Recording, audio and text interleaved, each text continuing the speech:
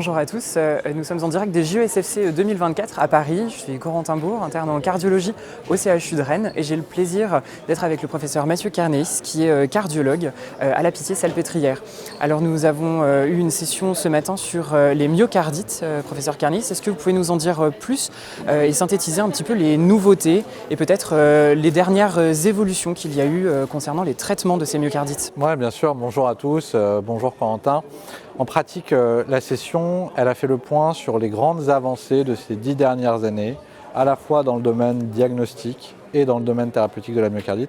On a notamment discuté la place de la biopsie et puis les nouvelles techniques qu'on a pour aller isoler les agents pathogènes dans le muscle cardiaque.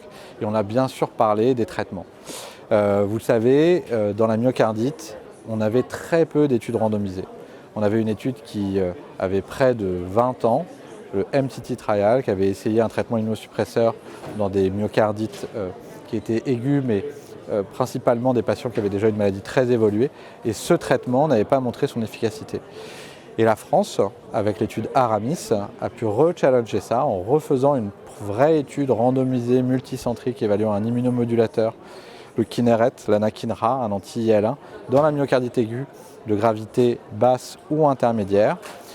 Un traitement qui était évalué dans une étude de phase 2 et qui montrait d'une part qu'il n'y avait pas de diminution du taux brut d'événements.